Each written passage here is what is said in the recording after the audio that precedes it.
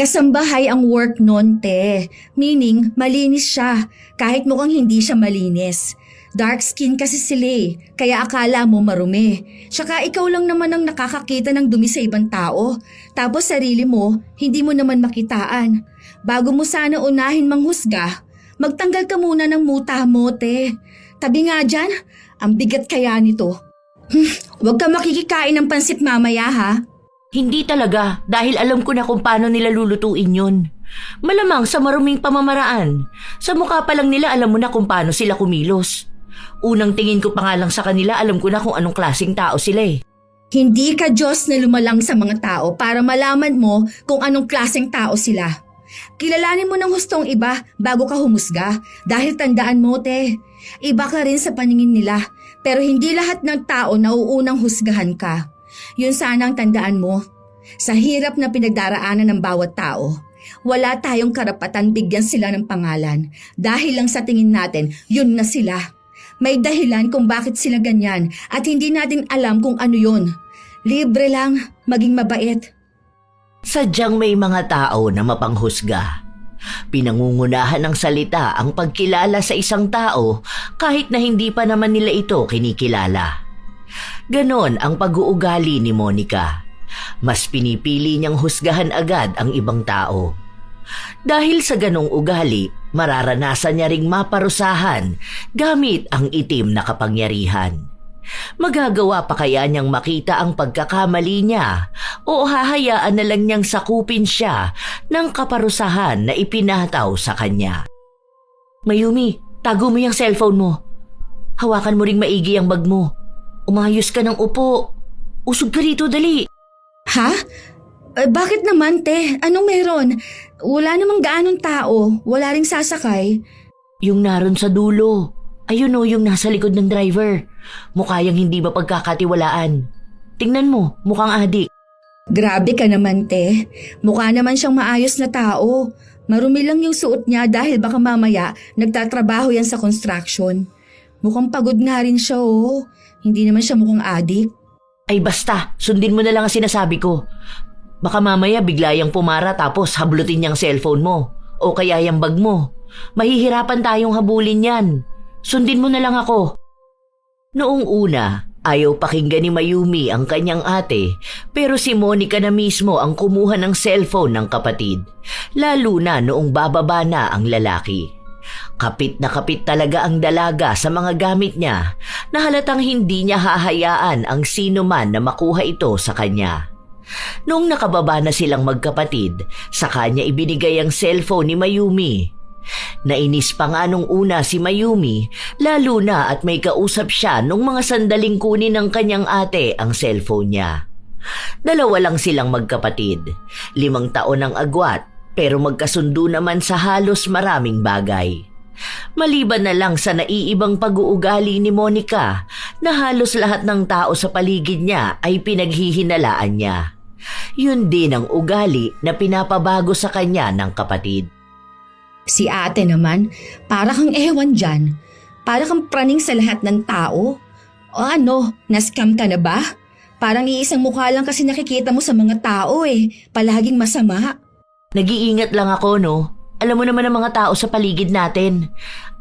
Aminin mo man sa hindi, kahit na sino pwedeng gumawa ng krimen. Kaya gusto ko rin kayong iiwas sa kapahamakan. Lalo na ikaw, parang halos lahat ng tao pinagkakatiwalaan mo. Naghihinala din naman ako sa iba pero hindi naman ganyan sa ginagawa mo na lahat talaga as in ha. Pero ikaw, kahit saan ka magpunta lahat ng tao, hinuhusgahan mo na agad. Makita mo lang na may mali eh, yun na agad sila. Makita mo lang na kakaiba, may masasabi ka na. Hindi to masama, lalo na kumpara to sa pag-iingat natin. Tara na, bumili na tayo ng ireregalo kay mama. Gusto nun gold na necklace. Bilisan mo maglakad. Yung bag mo hawakan mo maigi. Tingnan mo ang daming tao rito, baka may mag-snatch niyan. Ayusin mo nga yan. Pinagsasabihan lang kita lalo na sobrang lala ng panahon ngayon. Sa mga araw na lumipas, kung sino-sinong tao na ang nahusgahan ni Monica. Kakilala man niya o hindi, Nagtatrabaho siya sa isang malaking kumpanya at kahit na ganon, wala siyang nagiging kaibigan dahil ayaw niyang kumilala ng iba. At mas lalong ayaw niyang magtiwala sa kanila. Isang araw, napansin niyang may bagong lipat sa kanila. Sino na naman kaya yan, ano? Baka mamaya killer yan. Kumbaga nagtago lang dito. Pwede kasi yung ganun eh. Killer sa QC magtatago? Te, kapag killer sa probinsya yan dapat magtago para walang gaanong tao. At walang gaanong access sa social media. Walang nakakakita sa kanila. Nagtago ka pa kung doon ka pupunta sa madaling puntahan. Ano ka ba? Wala naman sigurong tanga na kriminal, ano? Pwede pa rin naman talaga. Baka bagong labas lang sa kulungan. Tingnan mo nga yung lalaki. Sobrang payat. Baka adik pa yan. Yung babae, okay naman, medyo bata pa. Feeling ko kasing edad ko lang yun o mas matanda sa akin, ganun. Pero parang medyo may something din eh. Duda ko sa dalawa na yan. O ano, kapag payat, adik na? Hindi ba pwedeng may sakit lang siya? Hindi naman sa ganun. Kasi, ayan o, tingnan mo siya. Kaya doble ingat ha. Lagi magsasarado ng pinto. Ikaw, tanga ka pa naman. Kapag umuwi ka, hindi ka nagsasarado agad. Minsan bukas pa yung bintana mo. Hindi naman siguro yan papasok sa bahay, no? Sa dami ba naman ng CCTV na pinalagay mo, te? Kahit lamok, makikita mo ilan yung pumasok. Saka, ilan na lang yung nakalabas ng buhay. Okay mo naman? Nag-iingat lang. Pwede naman kasi tayong mag-ingat na walang kasamang panghuhusga, no? Kawawa naman yung tao. Mamaya lumipat lang sila dito dahil kailangan nila ng maayos na bahay. Malay mo naman kaya siya ganyan. Kasi may pinagdaraanan. Hindi mo naman pwedeng sabihin kung ano ang isang tao base sa itsura lang niya eh. Don't judge a book by its cover nga, di ba? Ay pues, I do judge a book by its cover. Dahil kahit sa totoong book, sa cover ako nakabase. Pues din, hindi lahat ng panghihinala mo ay totoo. Yung manong nga na nagbebenta ng ice cream sabi mo noon na nangunguha yun ng bata tapos nagbebenta ng kidney. O kita mo, hanggang ngayon nagbebenta pa rin ha. Tapos nakita natin siya nung graduation ng anak niya.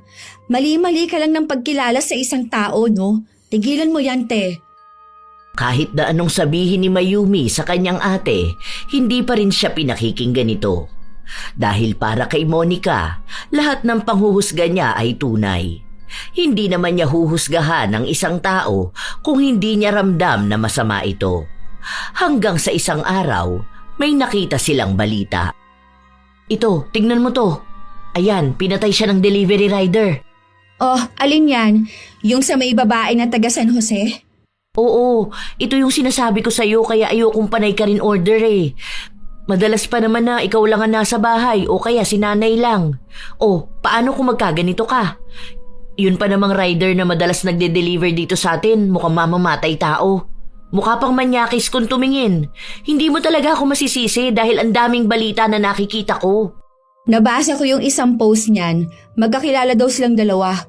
Tapos itong si babae may atraso dyan sa rider. Gumanti lang din daw yung rider kasi may ginawa yung babae. Well, mali pa rin naman siyang patayin yung babae. Pero hindi mo pa rin alam kung anong motibo ng gumawa ng masama. Parang kampi ka pa dun sa nagkasala. Hindi yun ang ibig kong sabihin, okay? Ang sinasabi ko, yung motibo. Minsan, oo. Minsan ha, hindi ko sinabi na palagi. Minsan kasi, may mga tao talaga na nakakagawa lang ng masama dahil sa pagganti. Pero hindi ko sinabi na tama yon ha. Tulad nung nanay na pinatay yung rapist ng anak niya. Oo, di ba? Parang ganun ba? Basta, kahit na. Wag ka na mag-order online ha. Tingnan mo yung sasakyan mo ha. Send mo sa akin ang plate number ng tricycle para alam ko kung anong sinakyan mo. Te, OA ka talaga. Magkakilala na tayong lahat dito. 20 years ng buhay ko, dito na lang umikot. Kilala nila ako, kilala ko rin buong ang kanila. Huwag ka dyan ha, bye. Ganun talaga si Monica. Kaya minsan kapag nakikita siya ng ibang tao, iniisip na agad nila kung anong klaseng panghuhusga na naman kaya ang maipapataw sa kanila. Sa totoo lang, may mga nakaaway na si Monica pero wala pa ring nagbabago sa kanya. Ilang beses na rin siyang pinagsabihan ng kanyang mga magulang pero hindi talaga siya nagbabago. Hanggang sa isang araw, nasa palengke siya. Bumibili ng gulay kung saan nakita niya ang isang babae na pamilyar sa kanya. Parang kilala kita. Ako yung bago niyong kapitbahay. Lagi kitang nakikita kapag papasok ka na ng trabaho. Yung panganay ni Aling Diyosa. Kaya pala parang nakita na kita. Kasama mo yung lalaki na payat? Ano mo yun? Asawa ko. Oh, asawa mo yun? Kumusta naman ang age gap? Magkasing edad kami. 25 kami pareho. 25 ka pa lang? Ay, sorry. Nagulat lang ako kasi magkasing edad lang pala tayo. Sige, okay na yan. Magkano yan lahat? 376 lahat. Nagmamadaling umuwi ang dalaga dahil ang dami niyang nais na sabihin sa kanyang kapatid. Pagka-uwi niya, naabutan niya si Mayumi na naglilinis ng bahay. Parehas kasi silang walang pasok.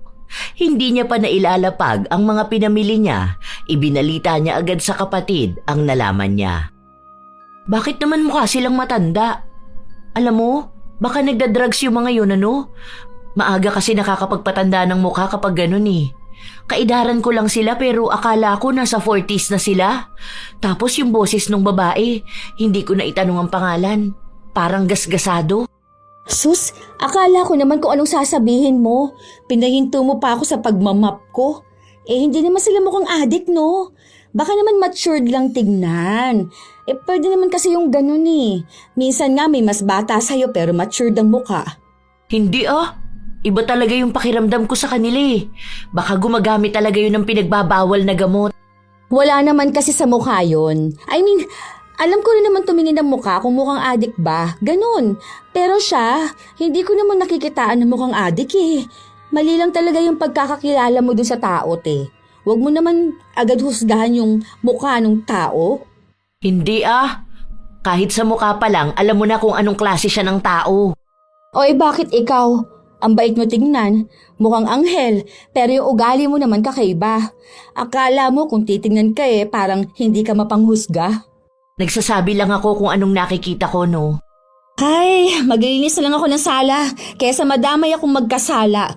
Bahala ka na dyan, Napapailing na lang si Mayumi sa inaasta ng kanyang kapatid. Kahit naman tao na hindi dapat husgahan ay hinuhusgahan ito. Isinumbong din ni Mayumi ang kanyang ate kaya pinagsabihan ito ng kanilang mga magulang. Ilang araw pa ang lumipas habang kumakain mag-isa sa labas si Monica, napansin niya ang isang babae. Hindi naman niya ito kilala pero may panghuhusga na agad sa kanyang mga mata. Ano ba naman yung babae na yan? Wala man lang ba siyang respeto sa sarili niya? Nakakaloka naman, ang iksi na nga ng palda niya, nakatube pa. Pokpok ata yan Ang landi siguro niyan. O kaya baka naging kabit yan.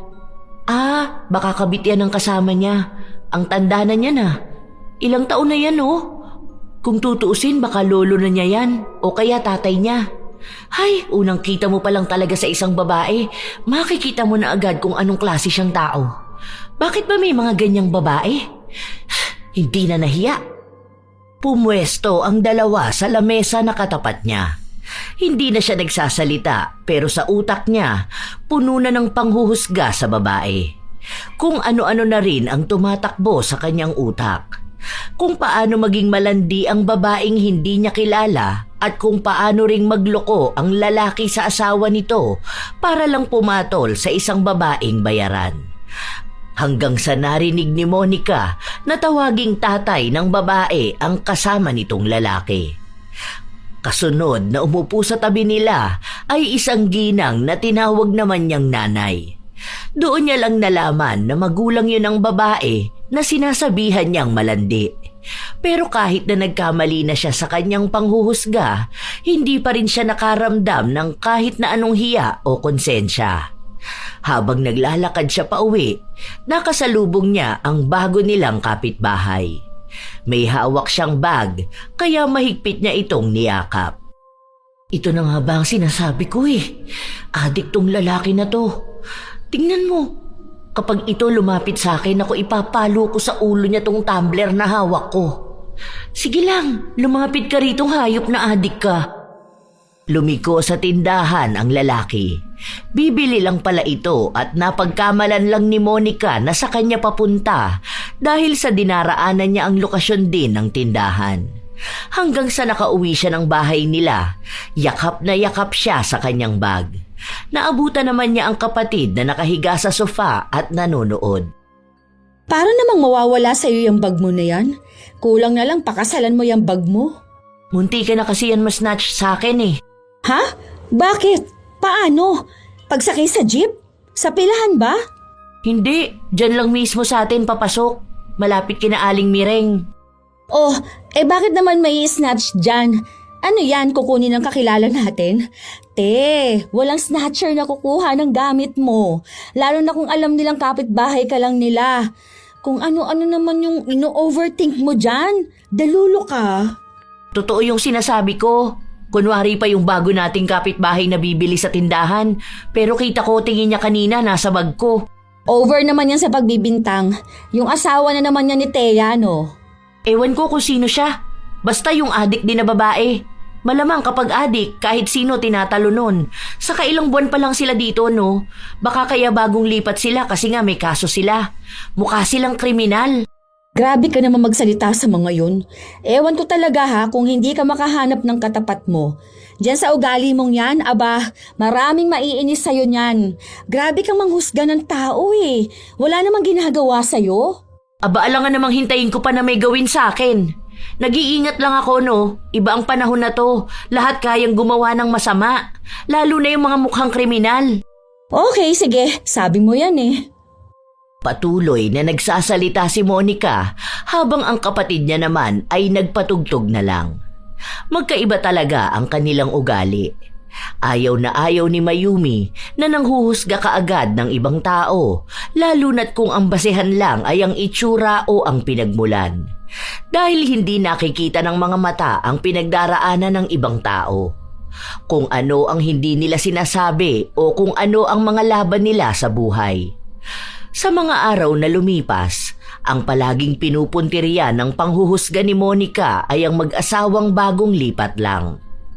Isang hapon, noong nasa bahay lang siya at naglilikom ng mga sinampay, pansin niyang wala ang isa niyang paboritong damit.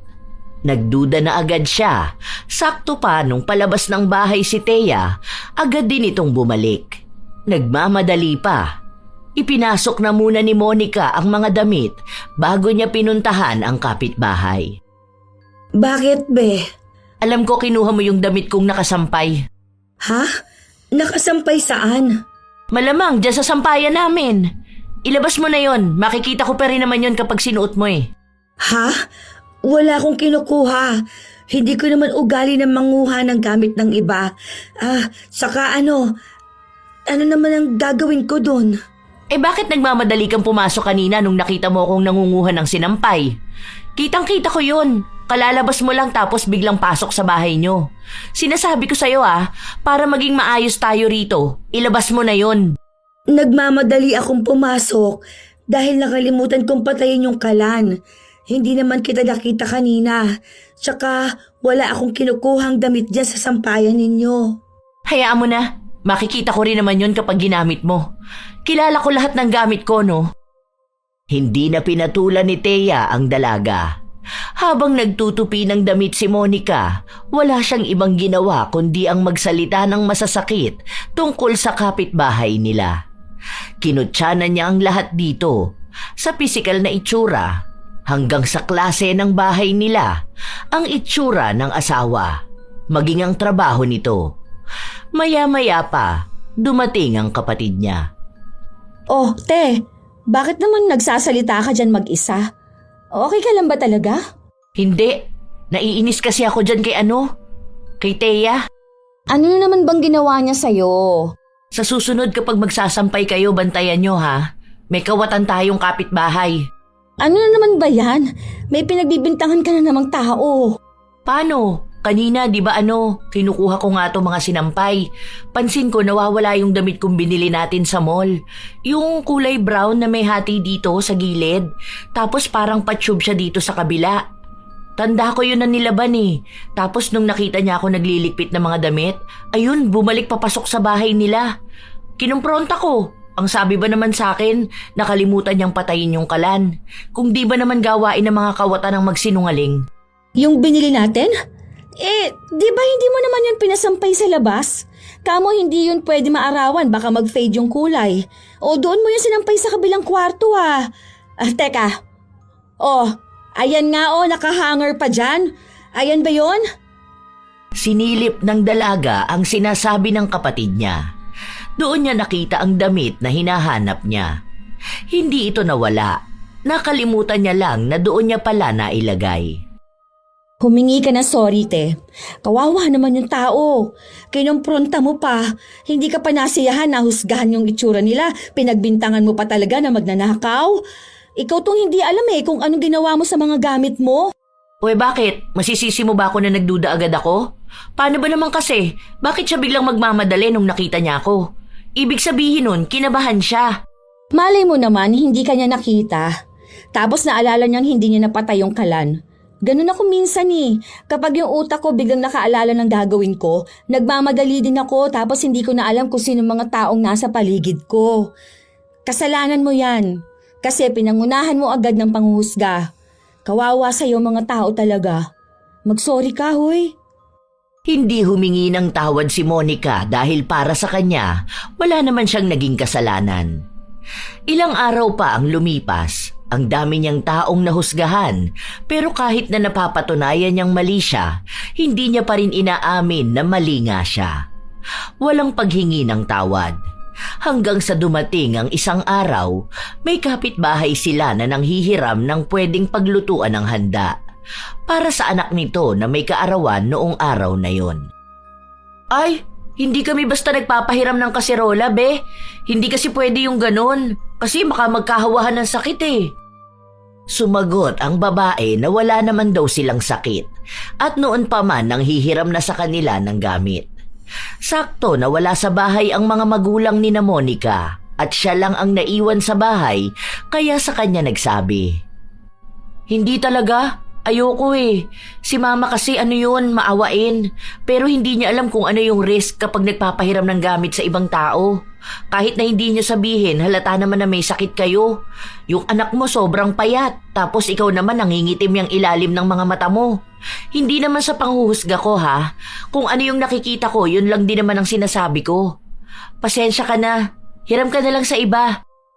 Hindi na umapila pa ang babae dahil alam niyang hindi pa rin naman siya pakikinggan ni Monica. Mabilis na lumipas ang oras hanggang sa nakauwi si Mayumi kasama ang mga magulang nila. Ma, saan dito? Itong malaking lutuan ba? Oy, saan mo yan dadalhin? Tumawag kasi si Ate Ani kanina. Ang sabi niya, nanghihiram daw siya sa'yo kanina kaso hindi mo pinahiram. Wag na yan, hayaan mo siya. Dapat kasi kapag alam nila na gusto nila maghanda, bumili sila ng gamit nila. Hindi yung nanghihiram sila. Minsan lang naman yun manghiram, te. Tsaka nagbabalik naman sila. Mukhang may sakit yun Ang papayat nilang pamilya. Baka mamaya mahawaan pa tayo. Payat na talaga yung lahi nila. Walang sakit yun, no? Mas healthy pa nga sila kesa sa'yo. Saka mukha silang marumi. Parang hindi naglilinis, ganun. Kaya malamang kapag nagpahiram sa kanila, marumi lang din ibabalik. Kasambahay ang work nun, te. Meaning, malinis siya, kahit mukhang hindi siya malinis. Dark skin kasi sila kaya akala mo marumi. Tsaka, ikaw lang naman ang nakakakita ng dumi sa ibang tao, tapos sarili mo hindi mo naman makitaan. Bago mo sana unahin manghusga, magtanggal ka muna ng muta mo, te. Tabi nga dyan, ang bigat kaya nito. Huwag kang makikikain ng pansit mamaya Hindi talaga, dahil alam ko na kung paano nila lulutuin yun. Malamang sa maruming pamamaraan. Sa mukha pa lang nila alam mo na kung paano sila kumilos. Unang tingin ko pa nga lang sa kanila, alam ko na kung anong klaseng tao sila Hindi ka Diyos na lumalang sa mga tao para malaman mo kung anong klaseng tao sila. Kilalanin mo ng hustong iba bago ka humusga. Dahil tandaan mo, te, iba ka rin sa paningin nila. Pero hindi lahat ng tao nauunang husgahan ka. Yun sanang tandaan mo. Sa hirap ng pinagdaraanan ng bawat tao, wala tayong karapatang bigyan sila ng pangalan. Dahil lang sa tingin natin yun sila. May dahilan kung bakit sila ganyan at hindi natin alam kung ano yun. Libre lang ang maging mabait. Then, libre lang din naman manghusga. Bakit? Kailan ba tumama ang panghuhusga mo? Hindi palagi, pero may tumatama. Ibig sabihin lang nun, tama pa rin akong kumilala ng iba. Ay, ang hirap mong kausap, te. Yan dapat ang hinuhusgahan. Hindi na nakipagtalo pa si Mayumi sa kanyang kapatid. Kahit na ilang araw o linggo ang lumipas, kung ano-anong kwento ang naririnig ni Mayumi mula sa kanyang ate. Pero lahat ng yon ay kinokontra niya naman, lalo na kung may kinalaman sa panghuhusga sa isang tao. Ayaw na ayaw kasi ni Mayumi ng ganon, lalo na kung ang hinuhusgahan ay taong kahit pangalan ay hindi nila alam. Madalas na ganon ang ate niya. Kahit saan ito magpunta ay may hinuhusgahan siya. Lahat na ata ng taong makikita ng mga mata niya. Isang araw, habang nasa grocery sila, may napansin si Monica. Kita mo yung babae na yun? Hindi nahihiya ano? Bakit naman siya mahihiya? Kumakain lang naman siya. Kababaeng tao kakain ng ice cream tapos tatawa ng ganyang kalakas? Ay, hindi yata ako na-inform na bawal palang kumain ng ice cream ang mga babae habang tumatawa kasama ang mga kaibigan. Uy, kailan pa ba yung pinatupad, ha? I mean, ang sagwa kasi tingnan. Paano kung makita ng mga lalaki ang ganyan? Parang wala kasing respeto sa sarili yung mga babae na ganyan eh. Malandi siguro yan. Kung kani-kanino na lang yan sumasama. Baka mamaya may HIV na yan. Grabe ka naman, te. Nakita mo lang kumain ng ice cream kung kani-kanino ka agad sumasama. Paano kung jolly lang siya? Sino ba naman hindi tatawa kapag kasama ang mga kaibigan mo, di ba? Saka, hindi mo siya kilala, te. What if, kaya siya ganyan kasaya kasama yung mga kaibigan niya kasi may problema siya sa bahay nila. Oh, tas kumakain sila ng ice cream. Malay mo, libre ng friend niya para gumaan yung pakiramdam niya. Hindi naman kasi porket yan ang nakikita mo, yan na talaga siya. Kanina, yung matanda na kasama yung apo niya rito, hinusgahan mo na agad. Pinagbintangan mo magnanakaw. Kakain lang pala sila sa Jollibee kasi nga birthday nung apo niya. Paano? Bakit kasi ang dungis nila? Mahirap nga sila, di ba? Mali mo nangangalakal sila tapos nakaipon sila ng pera para makabili man lang ng spaghetti para dun sa bata. Alam mo, hindi mo kasi alam ang pinagdaraanan ng bawat tao, okay? Kaya huwag kang manghuhusga kaagad. Ay, hindi ko na problema kung gano'n ang tingin ko sa kanila, no? Bakit kasi hindi nila ayusin ang sarili nila? Ay, sino ka naman dyan? Hindi nila pwedeng baguhin ang sarili nila base lang sa itsura na gusto mo na makita. Hindi pwedeng maging people pleaser lahat ng tao. Ay, kasi wala naman sila mahihita sa iyo eh. Hindi ikaw ang dapat pasayahin nila, kundi yung sarili nila. Suotin nila yung tingin nilang maganda sila, hindi yung tingin mong maganda para sa kanila. Buhay nila yun, te. Hindi mo buhay, okay? Umirap lang si Monica bago siya nagpatuloy sa pila. Pero maging ang cashier ay hindi nakaligtas sa kanya. Noong natapos na sila, sinabi niya sa kapatid na mukhang may kakaiba sa babae na yon. Ha? Something? Oo, may something. May konti, sinto-sinto, ganun. Kita mo sa actions niya parang hindi siya makakilos ng maayos. Tapos parang alam mo yung hindi siya makatingin ng direkta sa tao? Ay sus, mahalin mo naman ganun lang talaga siya. Yung mga something na yan, o kaya may kinalaman sa mental kineme na yan, mga doktor lang sa isip ang pwedeng mag-diagnose, okay? Hindi mo pwede i-diagnose ang sakit ng isang tao base lang sa kung anong nakikita mo sa kanya. Ay, tara na nga te, umuwi na lang tayo. Kesa naman may mga tao pang mahusgahan dito. Nakakaloka ka talaga kasama sa labas. Sana si mama na lang talagang sinama ko. Buti pa yon kahit magastos, hindi naman mapanghusga. Pinagpipilitan pa rin ni Monica kung ano ang sinabi niya. Isang araw, may nakuha na naman silang balita sa isa nilang pinsan na nagkaroon ng problema sa pinansyal. Hindi pa naman ito naaakusahan sa kasong ipinapataw sa kanya. Pero mukhang may hatol na agad sa kanya si Monica. Ang sabi nga 'di ba na pagbintangan lang. Kinukuha pa yung CCTV. Base naman doon sa statement ng iba nilang mga katrabaho, wala ngang kinalaman si Kuya Dennis. May imbitasyon na nga. Ibig sabihin yan, meron na talaga siyang kaso. Mahuhuli na yan. Kaya nga problemado sila, di ba? Hindi yan.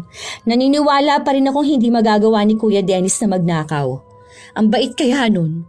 Tapos matalino at madiskarte rin sa buhay. Nadamay lang siguro yun. Kung matalino yun, hindi yun gagawa ng masama. Duda ko noon pa na matalino siya. Binibida lang naman siya palagi ni Tita Angel. Pero ang totoo noon, hindi siya matalino. Ay, sa bagay, kapag sa school pwede ka namang mandaya eh. Kung tropa mo yung professor mo, o kaya mangungodigo ka para tumaas ang grades mo. Ganun lang yun. Magaling siya sa mga diskarte, kaya nga siguro magaling din siya magnakaw. Kaya dati nung nakikitira siya dito sa atin, naku ayoko talaga. Kita mo yan, paano kung tayo naman ang nanakawan, ha? Kayo pa naman palaging maawain. Hindi nyo alam kung anong kaya ng isang tao. Ayan. Lumalabas na naman ang pagiging OA mo. Maging OA na lang ako, basta wag lang talaga akong maloloko ng mga tao sa paligid ko. Teka, may tao yata sa labas. May kumakatok. Sino kaya yun? Huwag mong buksan, baka mamaya masamang tao yan. Boses ni Thea. Ako na nga ang kakausap sa kanya. Nako, kasi kapag ikaw ang haharap sa tao, huhusgahan mo talaga, sigurado yun. Sabi nga nila bakit nga raw kakaiba ka tumingin? Kasi tinitingnan mo raw talaga mula ulo hanggang paa. Ganun ka ba talaga, te? Hindi kumibo si Monica.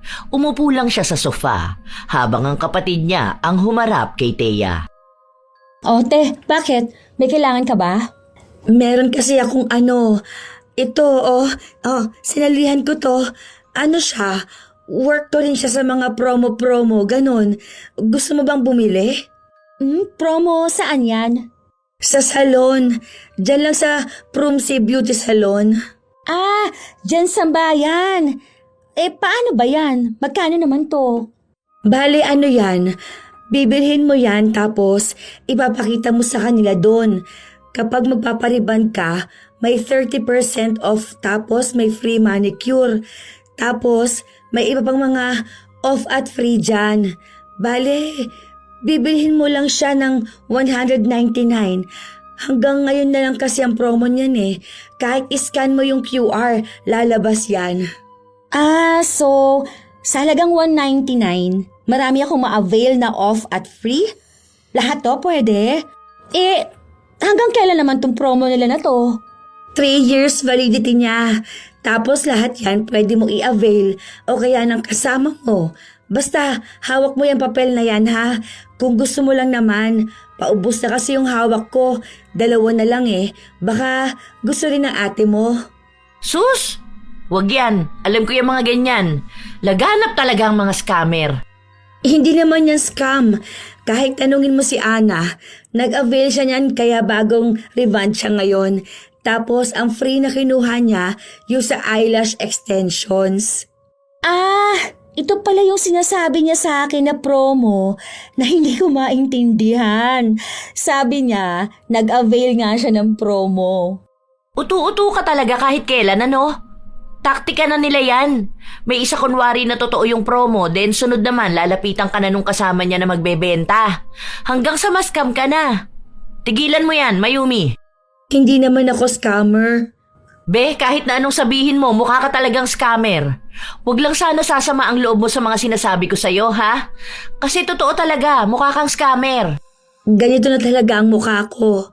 Pero, hindi naman ibig sabihin nun, masama na akong tao.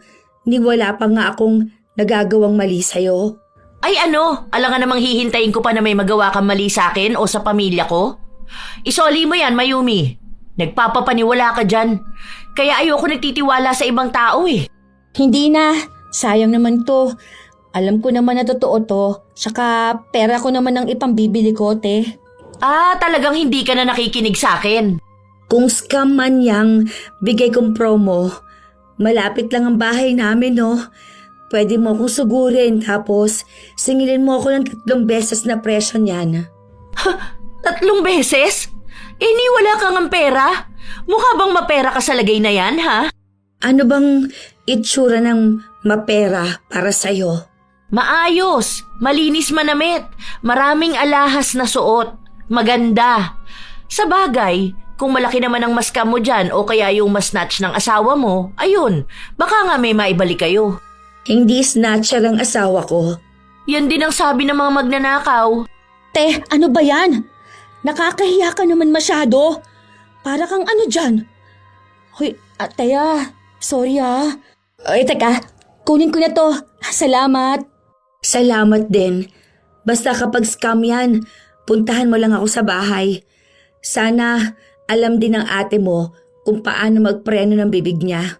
Matuto rin siya maging makilati sa tao. Hindi yung kung ano lang ang paniniwala niya, yun lang din ang nakikita niya. Madaling malinlang kung ang mga mata lang ang basehan ng katotohanan para sa kanya. Baka yung akala niyang mabuti ang masama dahil lang sa maganda sa paningin niya. Matapos yung sabihin ni Thea ay agad na rin siyang umalis. Doon natuloy ang pagtatalo ng magkapatid. Pinagpipilitan ni Monica na tama lang ang ginawa niya at dinadaan lang ni Thea sa awa ang lahat dahil alam niyang maawain si Mayumi. Habang si Mayumi naman, sinasabi na hindi niya dapat sinasabihan ng ganon ng ibang tao at patutunayan niyang hindi man loloko si Thea. Ginawa nga yon ni Mayumi. Wala pa naman siyang balak magpaayos ng buhok, pero ginawa niya yon para maipakita sa kanyang kapatid na tama lang ang desisyon niyang bumili ng inaalok ng kapitbahay nila. Noong natapos na si Mayumi, umuwi agad siya habang ang ate niya naman ay nasa sala lang. O ano, tama ako, di ba? Sabi sa'yo eh. Hindi ka pwedeng manghusga ng ibang tao. Di goods lang. At least hindi ka mapapahiya sa akin kapag tinawag kitang uto-uto, di ba? Yan na yun. Ganyan lang ang attitude na ipapakita mo sa akin, te. Hoy, seryoso ka na ba? Ano? Walang sorry? Walang nagkamali nga ako ng pagkakakilala kay Thea? Diyos ko po. Wala kang sasabihin sa akin na ganun? Wala. Bakit ko naman sasabihin yun? Ay, sana talaga makatapat ka ng taong magpaparealize sa'yo na mali ka kumilala ng tao. Si Mayumi na lang ang humingi ng tawad sa kanilang kapitbahay. Ipinaliwanag niya kung ano ang ugali ng kanyang ate na maging sila ay hindi rin gusto. Alam mo, mahihirapan siya makahanap ng taong magiging totoo sa kanya. Ako, hindi ko naman sinabing mabait ako o banal ako. Pero itong mukha ko, malayo ito sa kung ano talagang iniisip niya sa akin. Gets ko naman na siguro mukha akong scammer pero hindi naman ako scammer. Mukhang snatcher ang asawa ko dahil pangit no. Okay lang, alam ko naman yun Sinabi pa nga niya na mukhang addict, di ba? Sorry talaga, Thea. Pagpasensyahan mo ng ate ko ha. Hindi dapat ikaw ang humingi ng tawad sa nagawa niyang mali. Dapat hayaan mo siyang humingi ng tawad para sa sarili niya. Hindi pwede na siya ang mas matanda, tapos ikaw pang mas matured sa inyong dalawa. Kasi kung hindi lang ako ang ginaganito niya, paano na lang yan kung makatapat siya ng taong mas mataas sa kanya, pero hindi lang halata. Alam mo, maraming ganyang tao. Yung kung titingnan mo, mukhang mahirap lang, pero napakayaman naman pala. Naku, sinabi ko naman na yan sa kanya Minsan nga, yung mga todo forma tapos akala mo astang mayaman, yun pala yung mga hindi mayaman. May kakilala nga ako yung parents nung dati kong classmate. Akala ko noong una nagbebenta ng isda sa palengke. Yun pala ang daming negosyo. As in, kasi pudpud pa yung tsinelas nung lalaki. Sabi ko nga kay ate minsan yung mga mayayaman, butas-butas pa yung damit. Yun na nga. Sana lang malaman yun ng ate mo. Malay mo isang araw, yung boss niya pala nilalait at hinuhusgahan na niya ng hindi niya nalalaman. Huwag na lang sana mangyari yon. Sana nga magbago siya. Sige, te. Uwi na ako ha.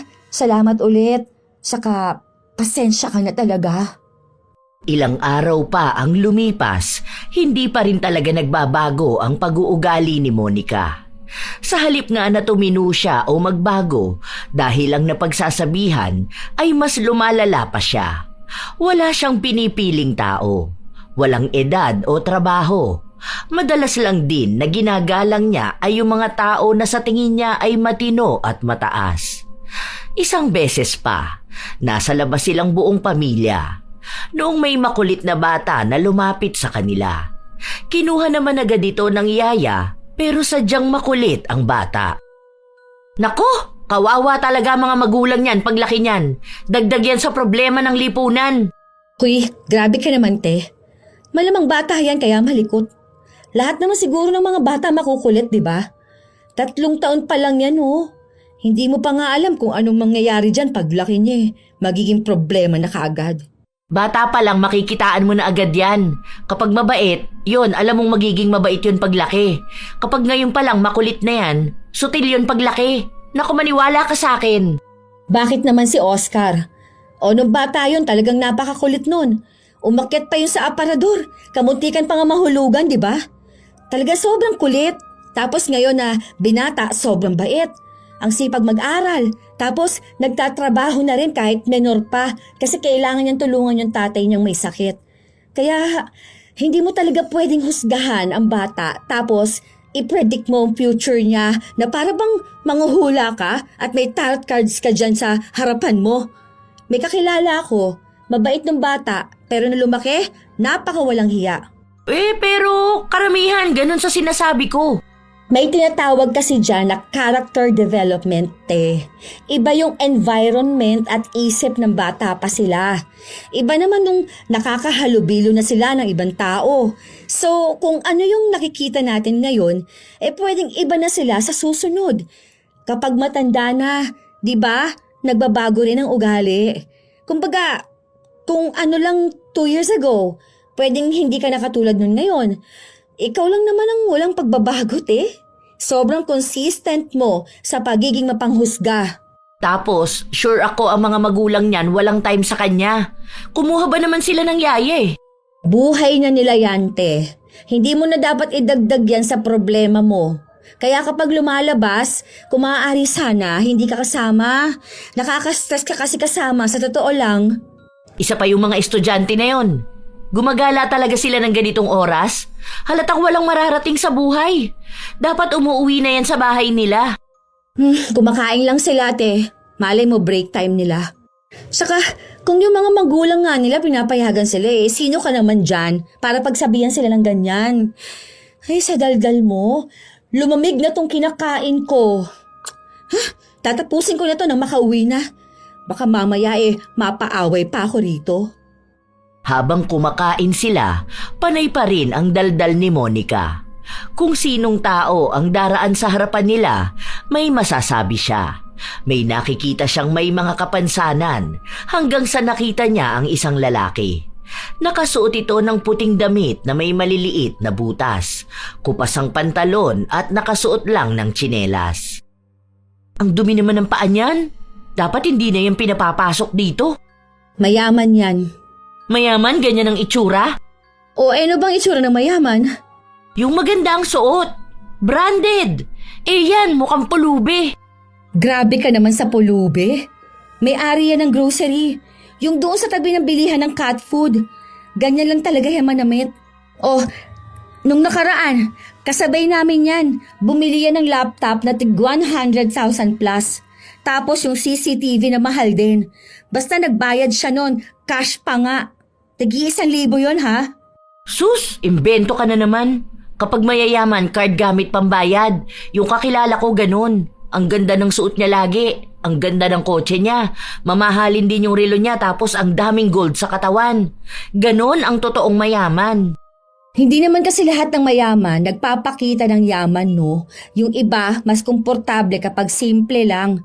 Saka, kung totoong marunong kang tumingin, yung relo niya na suot mahal kaya yan. Baka naman imitation lang yan. Baka napulot niya, tapos sinuot niya kahit hindi gumagana. Hindi natapos ang pagtatalo ng magkapatid hanggang sa nagpatuloy silang gumala. Kung sino-sino na lang din ang hinuhusgahan ni Monica. Para bang wala ng ibang ginawang tama ang mga tao sa paligid niya. Ilang sandali pa, tumigil sila sa isang pwesto kung saan naroon ang gustong laptop ni Monica. Kapag ako talaga yumaman, bibiling ko kaagad yan. Ang mahal niyan. Grabe specs kasi niyan eh. Bagong labas yan, nasa 170k yan. Ngayon siguro medyo bumaba kahit 10k. Pangarap ko talaga yan. Habang pinagpapantasyahan ng dalaga ang pangarap niyang laptop, kinuha ito ng lalaki na kaninang hinusgahan niyang pulubi. At kitang-kita mismo ng mga mata niyang binili ito. Nakaramdam siya ng hiya pero hindi niya pinahalata sa kapatid. Umalis na rin agad siya. Ang pangarap niyang matagal niyang pag-iipunan, ganun lang kadaling nabili ng taong walang maayos na kasuotan. Linggo na ang lumipas. Nasa bahay si Monica. 3 araw silang walang pasok sa trabaho, kaya nasa bahay lang siya kasama ang pamilya. Te, pwede ba ako makisuyo? Ano na naman ba yun? Bili mo naman ako ng diaper. Anong gagawin mo sa diaper? Kapag malakas ang mens ko kasi, hindi to kaya ng napkin lang. Nakalimutan kong bumili sa grocery nung malaking napkin. Kaya sige na, bilisan mo na ate ha. Oo na. Ito na nga eh. Yung large ate ha. Tapos paabot na rin ako ng gunting para guntingin ko yung gilid. Thanks! Walang ganang lumabas ang dalaga pero siya lang naman ang pwedeng lumabas. Habang nasa tindahan siya, saka naman dumating si Thea kasama ang asawa niya. Sakto noon na inilapag ni Monica ang kanyang pitaka. Noong kukunin na niya, hindi na niya makita sa pinaglapagan niya. Yung wallet ko, ilabas niyo na yun. Wallet? Anong gagawin namin sa wallet mo? Huwag ka na magpanggap, tayo lang ang nandito. Kayong dalawa lang ang lumapit sa akin. Grabe, lantaran naman ang pagiging kawatan yung mag-asawa. Ano, ipangtitira nyo lang yan? Hindi kami adik. Yan din ang sabi ng iba pero natokhang naman. Ilabas nyo na yan. Kung hindi, magkakabaranggayan talaga tayo. Ewan ko na lang kung hindi lumabas lahat ng kaso na pinagtataguan nyo. Mukha ba kaming kriminal? Tinanong mo ba talaga? Wala kaming kinukuha sa'yo. Tigilan mo na nga yung pagbibintang mo. Hindi kami magnanakaw. Sa aura nyo pa lang ramdam ko ng mga kawatan kayo. Ganyang itsura sa asawa mo yung mabibilis ang kamay sa kubaw. Tapos ikaw, kasabwat ka. Para kunwari, bibili ka kaya hindi ko mamamalayan na nawawala na pala ako ng gamit. Ilabas nyo na yon. Sinasabi ko sa inyo. Malaking pera laman nun. Kung ayaw nyo ng gulo, umayos kayong dalawa. Patang-pata na kayo, oh. Halata na lobat na kayo. Kaya magnanakaw na lang kayo para ano? Para makabili ng drugs nyo? Hindi ko gusto yung mga pinagsasabi mo. Wala akong pakialam. Mas hindi ko gusto yung pagiging magnanakaw nyo. Wala kaming ninakaw. Hindi kami adik. Hindi kami masamang tao. Ganito na talaga ang mukha namin pero hindi ibig sabihin nun, ganun kami sa iniisip mo. Mas masama nga pa nga ugali mo eh. Maganda nga yung suot mo, malinis yung balat mo, ang ganda mo. Pero yung ugali mo, ang palpak. Hindi ka nga adik sa droga, pero adik ka naman manghusga. Galit na galit si Monica. Maraming masasakit na salita siyang sinabi sa mag-asawa. Namura niya nga rin ang mga ito, pero hindi siya pinatulan ng dalawa. Sa halip ay umalis na lang sila. Umuwi muna si Monica dahil ibibigay niya sa kapatid niya ang pinamili niya. Magpapasama rin siya sa barangay para ipatawag ang mag-asawa na kumuha ng pitaka niya. Pero paglabas ni Mayumi ng banyo, bit-bit nito ang pitaka na nawawala sa kanya. Saan mo nakuha yan? Ay, nagulat nga ako eh. Andoon sa plastic na inabot mo sa akin. Nawawala yan kanina eh. Kinuha ng mag-asawa. Tingnan ko nga kung may laman pa. Kumpleto naman ang pera ko. Sino mag-asawa? Teka, naku ha. Huwag mong sabihin si Thea. Buti naman na ibalik to. Siguro nilagay nila sa plastic para hindi ko sila kasuhan. Natakot sila, pinahiya ko ba naman sila doon sa tindahan eh. Te, nakakahiya ka naman. Sila ang nakakahiya. Mga adik, kaya nagnanakaw na lang sila sa kapwa nila. Hindi naman tama yung ganon, ano? Baka naman naipasok mo lang sa plastic nang hindi mo namamalayan. O tapos namahiya ka pa ng tao. Alam ko na yun ang ginawa nila, no? Natakot talaga sila sa akin. Nakita nilang palaban ako at hindi basta-basta magpapatalo. Palibasa talaga kapag mga adik, mga magnanakaw Napapailing na lang si Mayumi dahil sa ginawa ng kanyang ate. Sa mga araw na nagdaan, palagi pa ring nagkakaroon ng problema si Monica sa mag-asawa kahit na wala naman itong masamang ginagawa sa kanya. Para bang kahit na anong gawin ni Natea, nakikitaan niya ng mali. Isang araw, nagising na lang si Monica na ang dami niyang butlig-butlig sa mukha at katawan. Nagpunta siya ng ospital pero pamahid lang muna ang ibinigay sa kanya. Kasunod na araw, natuyo ang mga butlig pero nag-iwan ito ng maiitim na marka na nagpadumi sa kanyang katawan. Hindi lang yon ang problema niya dahil may kakaibang amoy ang lumalabas sa kanyang katawan. Kasabay pa na ang buhok niya ay naging buhaghag at kitang-kita ang malalaking balakubak. Nung pauwi siya sa trabaho, wala siyang masakyan kaya nag-book na lang siya ng motor. Pero nung pasakay na siya, sinabi ng driver na kanselahin na lang niya dahil mukhang hindi niya kayang isakay si Monica. Baka raw may nakakahawa itong sakit. Hindi naman nakakahawa tong sakit ko. Saka wala akong sakit, no? Ang kapal naman ng mukha mo. Masyado kang judgmental na tao. Ikaw nga amoy putok Saka halata sa mukha mo naman nyakis ka. Dapat di ka nalang magtrabaho ng ganito kung maarte ka. Buwisit to. Gusto ko lang naman makauwi. Hindi siya pinakinggan ng driver. Kaya wala siyang nagawa kundi ang sumakay ng jeep. Habang nakaupo siya, nakikita niya ang itsura ng mga taong kasakay niya. Lahat sila ay may mapanghusgang tingin. May pandidiri na para bang nakakahawa ang anumang nasa katawan niya. Anong tinitingin-tingin niyo dyan, ha? Ang papangit niyo naman. Ikaw, mukha kang may sayad. Tapos ikaw naman lalaki ka, akala mo ang gwapo mo mukha ka namang adik. Baka mamaya nakatingin ka sa akin kasi gusto mong isnatch yung kwintas ko. Ganyan talaga gawain ng mga magnanakaw. Nagalit ang mga tao na pinagtuturo niya. Muntikan pa nga siyang mapababa ng jeep. Ilang araw na ganon ang ginagawa niya. Halos parami ng parami ang nakakaaway niya, pati na rin sa trabaho nila. Isang araw dahil wala siyang pasok, mag-isa lang siya sa bahay. Maya-maya pa ay may kumatok sa pinto nila. Bakit? Anong kailangan mo? Naisip ko lang baka need mo to. May promo silang buy one take one Sa Derma to, para dyan sa mga dark spot mo. Ayoko nga. Alam ko na yung pang-scam mo na ganyan. Hindi mo ako maloloko, no? Kilala na kita. Alam ko karakas mong ganyan. At kailan naman ako ng scam? Sinong kilala mo na na-scam ko? Parang wala kasi ako matandaan. Ay nako, marami na. Pero hindi ko nasasabihin kung sino ang mga yun. Kahit na hindi naman nila sabihin na scam mo sila, kita ko naman sa'yo Magbebenta ka ng promo na yan. Bakit hindi mo gamitin sa sarili mo? Nang umayos ka naman tingnan. Para hindi ka na paghahalataan na adik. Kaya ganyan ang nangyayari sa'yo dahil ang sama ng ugali mo. Masama lang ang ugali ko kapag tama ang sinasabi ko. Takot ba naman ang mga tao sa katotohanan di ba? Kaya nga naiinis ka sa akin. Ewan ko. Basta ako alam ko sa sarili ko kung anong klaseng tao ako. Hindi ko naman kailangan magpaliwanag sa'yo. Hindi namin kailangan ipaliwanag ang sarili namin dahil kahit naman anong sabihin namin, paniniwalaan mo kung ano yung naging panguhusga mo. Nanguhusga ka rin naman ng walang batayan. Takot ka lang talagang aminin kung ano ba yung totoo. Kung hindi ka magbabago, baka mas malala pa yung mangyari sa'yo. Baka siguro malalaman mo lang na mali ang manghusga ng tao kapag ang tao na mismo ang manghuhusga sa'yo pabalik. Ano? Hindi pa ba sabat yung sinasabi nila na dugyot ka kaya ka naging galisin?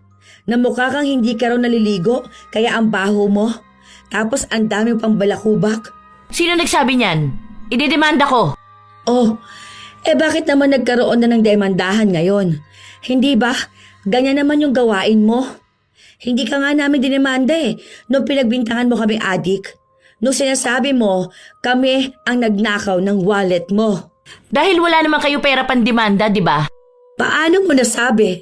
Halata naman sa mga ginagawa mo eh. At sa itsura mo na wala kayong pera. Hindi ko naman mababago yung pag-iisip mo na ganyan. Sige, kung ayaw mo nito, edi wag. Umirap lang si Monica. Buong araw siyang nakasimangot lang. May mga bagong lumitaw kasi na sugat. Lapitin pa nga ng langaw, kaya minsan hindi niya napapansin na parang inuuod ang sugat niya. Kahit anong ipahid niya, walang nangyayari. Kapag naman tatakpan niya ang sugat, mas lalo namang lumalala. Isang beses pa, halos 1 linggo siyang hindi pinapasok sa trabaho dahil na rin sa sugat niyang nakakadiri kung titingnan. Ayusin mo na lang. Ano kayang pwede kong gawin dito? Bakit kahit wala namang langaw parang may uod? Yung as in super liit lang. Kaya siguro Makate kasi gumagapang yun ano. Baka ano yan, te? Pinaparusahan ka na. Ano namang parusa? Saka bakit naman ako paparusahan ha? Kasi nga may attitude ka, di ba? Baka yung budhi mo na bulok na. Tapos, need maglabas ng uod. Hay, tumahimik ka nga dyan. Ang dami mong sinasabi. Alamin mo na lang kung anong gamot sa ganito ko. Baka mawala na ako ng trabaho nito eh. Ayaw pa rin akong papasukin. Baka raw mahawaan ko sila. As if naman nakakahawa to, di ba? Saka ang aarte nila. Halata namang hindi sila naliligo. Hindi ako sa nanghuhusga ha. Totoo yun. Yung isa doon, yung malapit lang sa office namin, hindi naman yun naliligo. Minsan papasok yun parang bagong gising lang siya. Tapos yun pa ang isa sa pinakamaarte. Paano mo naman nasabi na bagong gising siya? Malamang yung itsura kaya ng buhok niya. Yung sobrang dry tapos sabog-sabog. O di ba kapag ganun, kapag bagong gising ka lang? Weh, si Kuya Ethan nga kahit anong ligo niya, ganun buhok niya eh. Kaya nga di ba, madalas siyang tinutukso noon nakababangon lang sa banig. Sus, baka ganun lang yung katrabaho mo. Minsan na kahit babae, kapag natuyo na yung buhok, mukhang bagong gising lagi Kasi buhaghag. Kaya hindi mo masasabi kung hindi ba naligo ang isang tao dahil lang sa itsura ng buhok niya. Yung iba nga kahit mukhang libagi naliligo naman araw-araw. Kasi parang may patsyang-patsyang sa balat nila. Tinanong mo pa ako kung hindi mo rin naman ako sasang-ayunan, ano? Para ma-educate kita. Hindi ako bobo. At hindi ko naman din sinabing bobo ka. Ay, umalis ka na nga sa kwarto ko. Naiinis lang ako sa'yo. Hindi mo naman nagagamot yung sugat ko. Gamutin mo muna ang pagiging mapanghusga mo. For sure, didinggin ni Lord ang prayers mo. Pero kung nag-pray kang gumaling, tapos yung ugali mo, ganyan pa rin. Nako, huwag ka nalang umasa. Pinagtulakan ng dalaga ang kanyang kapatid. Halos 1 buwan na rin ang lumipas, nawala na ng trabaho si Monica dahil hindi na siya pinapasok ng tuluyan. May ipon pa rin naman siya kaya walang problema kung usapang pinansyal. Ang iniisip na lang niya, paano nga ba niya magagamot ang mga sugat niyang palala ng palala? Kahit banlian niya ng mainit na tubig, hindi nawawala ang maliliit na uod. Isang umaga, nasa labas siya ng bahay at nagpapaaraw. Dalawa sila ni Mayumi. Pagkatapos ay napansin niya ang kapitbahay nila. Bumalik na pala yung si Nicole? Oo, last week pa. Nagkabalikan sila ng asawa niya. May anak naman kasi sila. May tililing yata talaga yan ano? Kasi minsan bigla na lang niya magagalit sa asawa niya. Tapos maghihiwalay sila. Tapos magkakabalikan lang din. Puro siya ganun. Hayaan mo nga sila, buhay naman nila yun Away mag-asawa. Hindi ko rin naman alam paano yung ganyan kasi wala naman akong asawa, no? O, saka ikaw rin naman Ay, ayan na pala si Gina. Ang laki na niya, no? Bakit ganyan na siya magsuot? Grabe naman yung sando niya. Sabi na nga ba tama ako Tahimik yan nung bata yan, tapos nasa loob pala ang kulo, ano? Alam mo, grabe ka na talaga. Nagsando lang nasa loob agad ang kulo. Napakainit kaya sa Pilipinas. O anong gusto mo, mag-jacket yan? Hindi ba pwede mag-t-shirt? Ayan si Nina. Ano ba yan? Tomboy? Lagi yan naka-t-shirt ng malalaki, no? Tapos yung may malalaking tatak. Ang pangit tingnan sa babae yung ganyan. Sa bagay, yung nanay niya, tomboy yun na nabuntis, di ba? Mana lang din siya sa nanay niya. Baka mabuntis din yan sa inuman. Ay, ewan ko sa'yo, te. Kung ako sa'yo, kaysa punahin mo sila, bantayan mo yung sugat mo. Nilalangaw na naman, oh. Tingnan mo, iyak ka na naman yan mamaya kapag may maliliit na uod na gumagapang dyan. Tiningnan ni Monica ang mga sugat sa kanyang binti. Ang daming langaw na nakadapo. Hindi niya yon napansin. Kaya pumasok na ulit sila sa loob ng bahay. Nilinisan niya yon gamit ang maligamgam na tubig at nagpahid ng gamot. Nung sumapit ang linggo, sinamahan siya ng kapatid na magpunta sa ospital.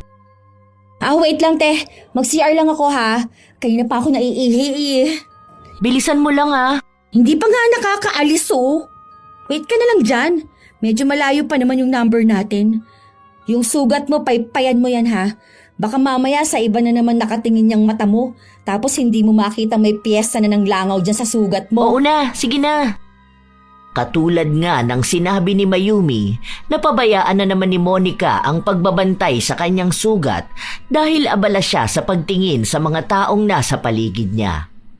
Dahil doon, napuno na naman ng langaw ang kanyang mga sugat. May katabi pa siyang tumayo para lumayo sa kanya. Nainis siya nung nakita niya yon. May manang din na nanlait sa kanya at sinabi kung gaano ba siya kadugyot na babae. Hoy! Hindi nyo alam kung anong nangyayari sa akin, ha? Hindi nyo pwedeng sabihin yan dahil lang sa kung anong nakikita nyo ngayon. Para kayo mga walang isip. Hindi nyo muna alamin kung ano ba tong nangyayari sa akin. Hindi ako dugyot na babae. Malinis ako sa katawan ko. May sakit lang ako na hindi ko alam kung ano. Sa halip na makatulong kayo sa nararamdaman ng isang tao, binibigyan nyo pa ng sama ng loob. Pero hindi pa rin siya kinaawaan ng mga tao. May nagsabi pa nga sa kanya na siguro ay hindi niya inaalagaan ng maayos ang kanyang sarili, kaya ganun na lang ang kinahantungan ng kanyang katawan. Hindi lang isang tao, kundi halos lahat ng naroon ay nagsalita ng masasakit sa kanya. Hindi na niya matiis kaya tumayo na siya at umalis. Doon niya nasalubong ang kapatid.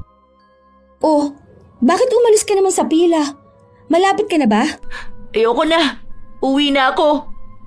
Tara na, umuwi na lang tayo. Bakit? Ano ba kasi nangyari, hoy? Hoy, ano ka ba? Ba't umiiyak ka? Paano? Bakit naman kasi ganun sila sa akin, ha? Bakit ang dami nilang sinasabi tungkol sa akin? Hindi nga nila alam kung ano bang pinagdadaanan ko.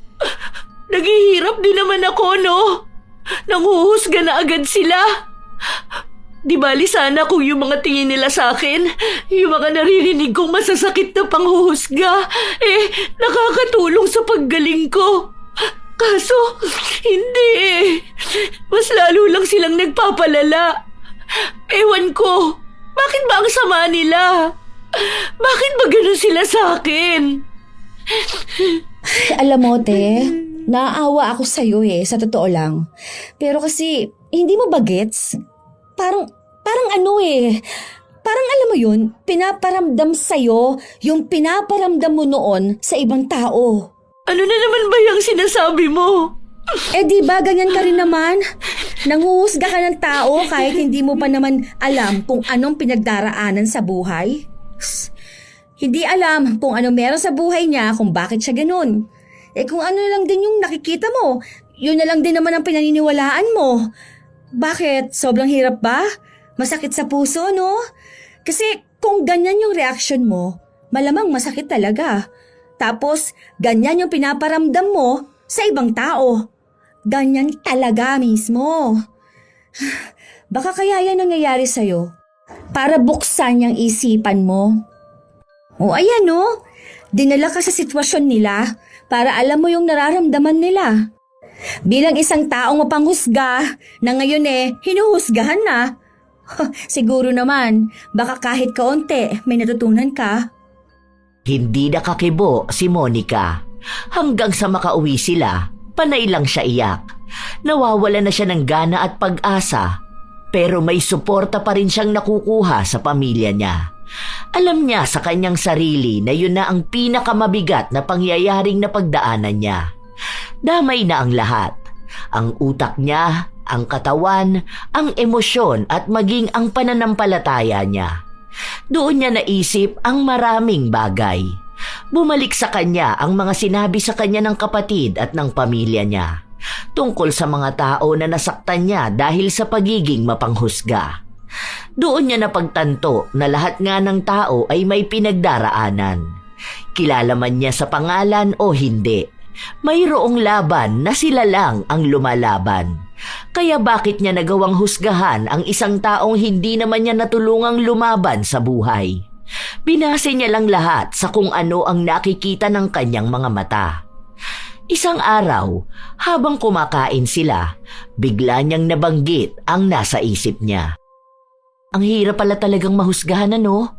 Yun bang alam mo naman sa sarili mong wala kang nagawa?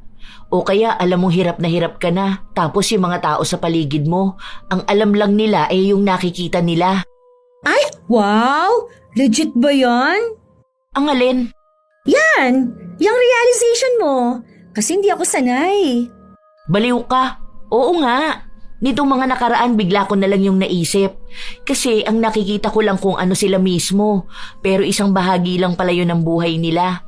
Sa likod nung nakikita ko, yung sakit, takot at pangangailangan nila sa buhay na hindi ko alam. Tapos nakakasakit ako. Nagbibigay ako ng dagdag pasanin sa kanila.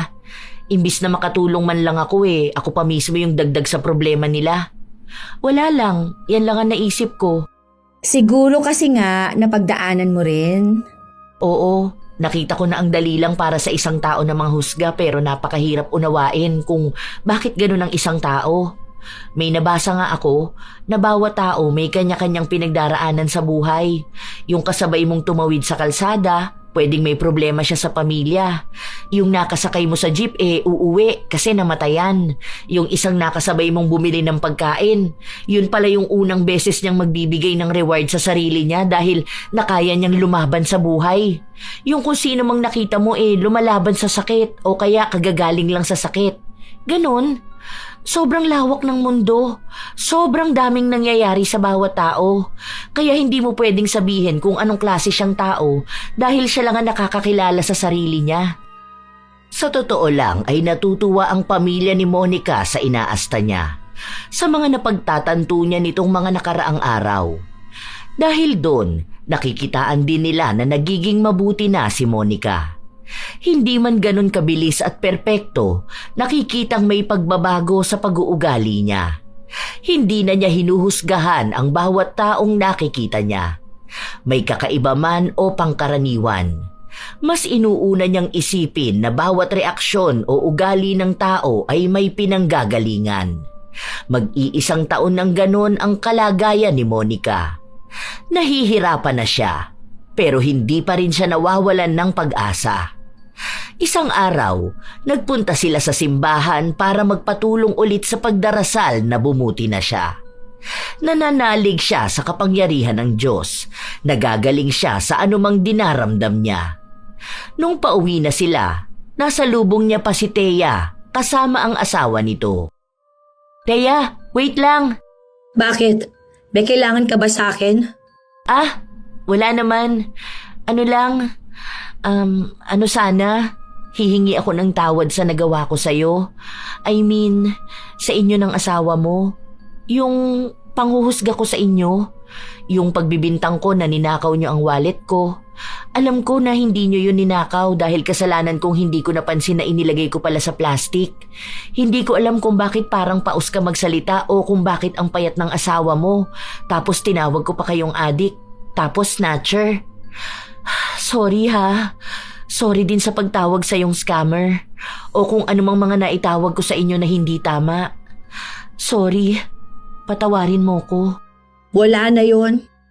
Hindi rin naman ako nagtatanim ng sama ng loob sa ibang tao. Saka nakikita ko naman na nagbabago ka na talaga. Sana nga totoo na yan. Sana rin tuloy mo yung ganyan. Kasi sa totoo lang, makikita mo kung gaano makabuluhan ang mundo kapag nilawakan mo ang pananaw at pag-unawa mo. Yun na nga rin ang napansin ko. Ang dami kong nakita na noon hindi ko nakikita. May mga paliwanag pala talaga sa lahat ng bagay. Sana mas lalo din tayong magkakilala para maging magkaibigan tayo. Para din makakuha ko ng maraming promo at discount sa kung saan-saan. Nagtawanan silang dalawa na para bang yun na ang simula ng pagkakaibigan nila. Ilang linggo pa ang lumipas, palaging nagdarasal si Monica na gumaling na siya. Gusto na niyang makalabas ulit at makita ang mundo. Doon na rin nila unti-unting nakikita na umaayos na ang kalagayan ni Monica. Hindi nila sigurado kung sadyang parusa yon o may taong gumawa ng pambabarang sa kanila. Basta ang alam na lang ng dalaga, bumabalik na ulit ang kanyang sigla. Tingnan mo medyo okay na siya no? Hindi na siya yung parang may lalabas na uod. Ano? Meron pa bang lumalabas na uod? Wala naman akong nararamdaman. Hindi na rin naman ako nilalapitan ng langaw. Tingnan mo, patuyo na ang mga sugat ko, di ba? Oo, marks na lang talaga ang tatanggalin mo dyan. Kapag magaling na talaga yan, bili ka na lang ng Kojic. Puputi ka na ulit niyan. Saka sana pati yung budhi mo. Loko ka! Lagi mo akong inaasar! Joke lang. Pero alam mo, happy naman ako na maayos ka na. Sana wag ka na ulit-uulit na maging mapanghusga ha. Kaya hindi ka nagkakaroon ng boyfriend eh. Hoy, ang galing mo naman. Magkakaroon na ako, no? Ay, buti naman. Para hindi ka tumandang dalaga, no? Nako, kapag ikaw tumanda kang dalaga, huhusgahan talaga kita na kaya ganon kasi masama ang ugali mo. Titingnan din pala natin kung makukuha ng anak mong ugali mong ganyan, halaka. Hindi na. Wala nang magiging mapanghusga sa pamilyang to. Siguro meron pa rin pero slight lang. Doon na nagsimulang maghilom ang mga sugat ni Monica. Sa panahon ngayon, inaalagaan niya pa rin ang sarili niya para mawala na ang mga marka. Pumupusyaw naman na yon pero nakikita pa rin ang ilan. Pero wala na siyang ibang pinoproblema. Naging magkaibigan na rin silang dalawa ni Thea. Ang dami nilang napag-uusapan tungkol sa kung ano-anong mga bagay sa buhay nila. Naging magkakilala sila ng husto at doon lang din talaga naunawaan ni Monica ang mga panghuhusga na ginawa niya noon. Nakaramdam siya ng awa, kaya lagi siyang humihingi ng tawad kapag naaalala niya yon. Nagkaroon na rin ng bagong trabaho si Monica kung saan naging kasundo niya ang mga kasama niya. Doon niya rin nakilala ang lalaking naging nobyo niya. Si Mayumi naman, nakapagtapos na rin ang pag-aaral at mas lalo silang naging magkasundo na magkapatid. Minsan talaga, may mga tao na inuuna ang panghuhusga. Inaakala nila na kilala na nila ang isang tao base sa kung ano lang ang nakikita ng kanilang mga mata. Pero hindi nila alam kung ano ang masamang dulot nito, hindi lang sa kanila kundi maging sa taong hinusgahan nila.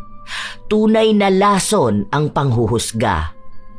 Bago magsimulang husgahan ng kapwa, unahin muna ang mag-isip.